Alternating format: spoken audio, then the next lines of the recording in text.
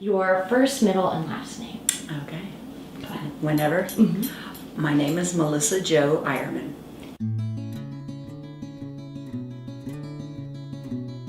And when were you born? April 13th, 1951. Did your mom, give you any information on what that day was like for her? No, except for it was Friday the 13th. So they were approached and it was in the paper and things like that. It was a big rare thing back then. And this is a new dog that you have? Yes, it is. Her name is Maggie. She's off camera, but I will definitely take that toy. No, it's okay. It's okay. It's quite adorable. Who gave you this dog? We rescued that dog. Okay, great. How old is Maggie? She's 4 months old. She's 4 months. And she's a trip. Oh, wow. If you had the ability, what sporting event would you want to participate in the Olympics? I'm going to tell you the first thing that came to my mind. I always thought it was so intriguing, pole vaulting. Ooh. I just think that was just, I don't know. You have never guessed that one, would you? I don't know but why. It was intrigued as a little kid. I thought, oh my God, take that pole. Great. That's the most fascinating answer I think I've got in this series yet.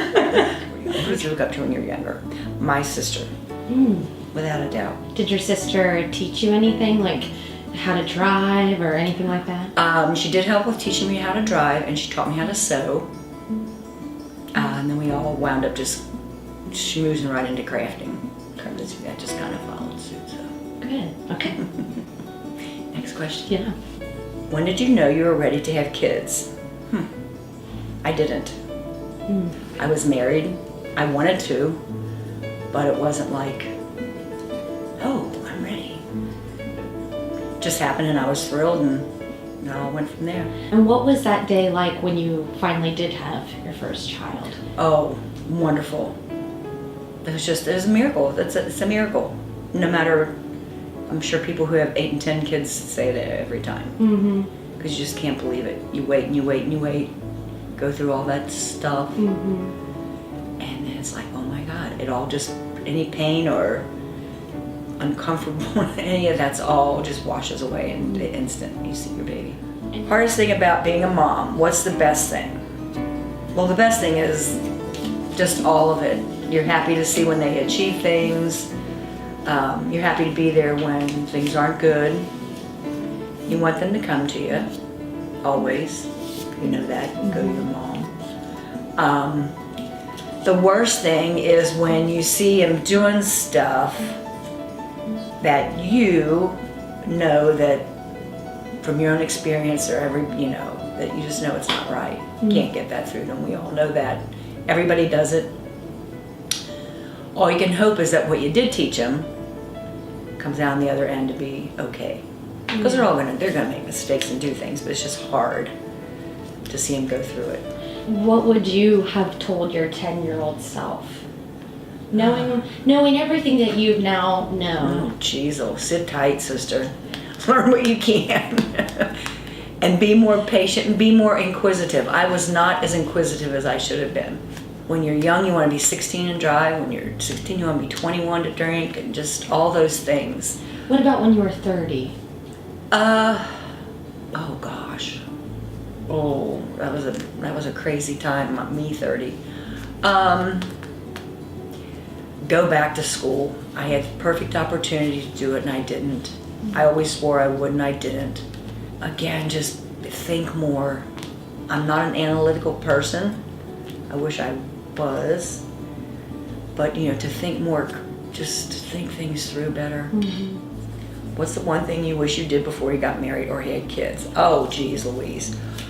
Went out and met more people and traveled. That would be my advice to any young person. You have got all the time in the world to have kids and settle down, and have a house and all that stuff. The options are just endless. And to go and educate yourself in all the ways of the world, I think it's just priceless. And when you do it young, I just think it would help you out a lot in life. What was the most rebellious thing you did as a teenager? Oh, wow. I did a lot of things. I moved out. I just without any warning, I just said, I had people come out to the door, come out with a truck, and I just said, I'm leaving. They were pretty upset about that. And what did that experience teach you? Just moving out, being on your own? Well, that taught me a lot, to be able to like budget my money, because I was never, just always like whatever I had, you know, I was never guided to like really budget any money or anything. It's another big thing you can instill in your kids. What's the one song or album that means the most to you? Oh, wow. The Beatles in my life, for sure. It's my favorite song. I mean, I have friends from high school that I may not see but we just always, this was just a good town to grow up in, because it was very Mayberry-like. I mean, it really was. And I can still see friends where we can pick up where we left off if I hadn't seen them for 20 years. And that's what that song's about. It's like, I'm older, I'm totally fine with my life. I love, you know, who I'm in love with, but I still have really love feelings for all the people that I've known before, dead or alive. What makes a happy marriage and or relationship? A lot of give and take.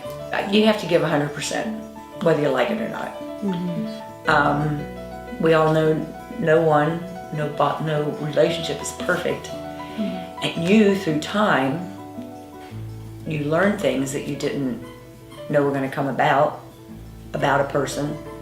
You have to decide now, am I going to try to change it? Which that never works.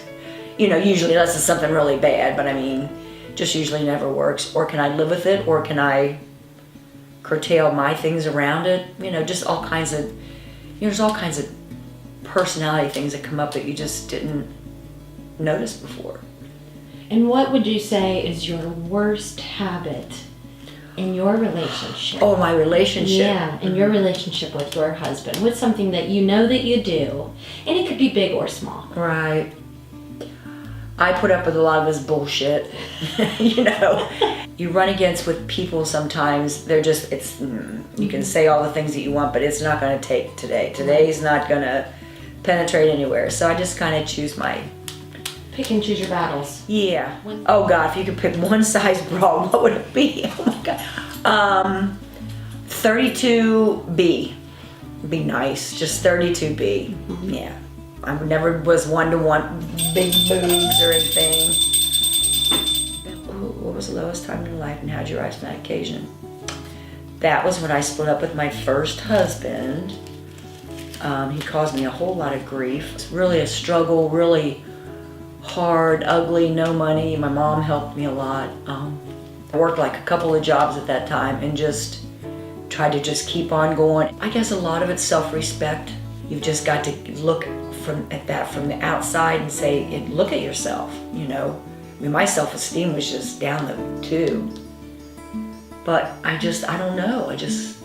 I went out and met people. I got, you know, several jobs and just did what I could just to, you know, get us to be able to live okay. And fondest childhood memory. Oh boy.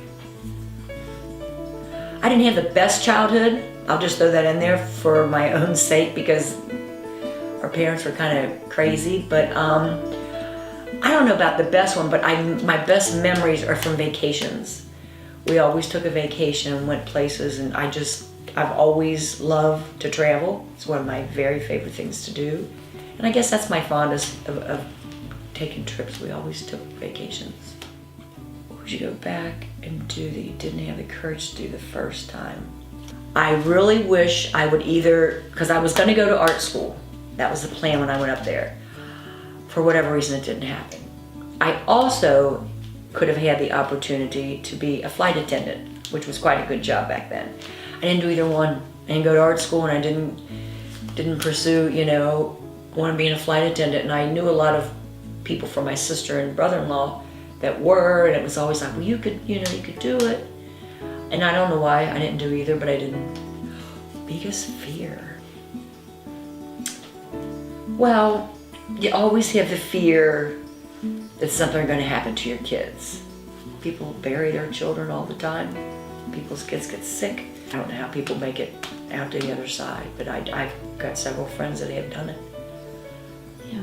It's a doozy. But that's probably my biggest fear, if something happened to my kids. What advice would you give to your daughters now?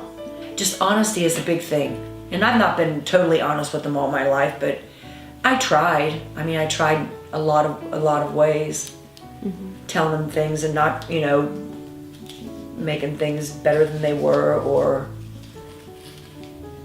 just, honesty is a biggie.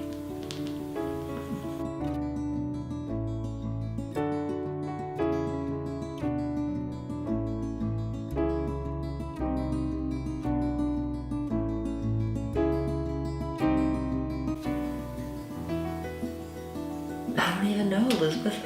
You really stumped me on that one. I'd probably want to square some things away with her. Some things that really bothered me a lot in life. I regret not saying some things to her. Yeah.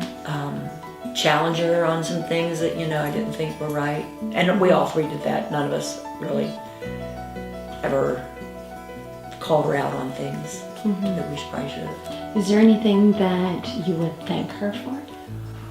Oh yeah, she was always there to help me. I mean, she never, ever, ever, and I needed help several times in my life, and she was always there.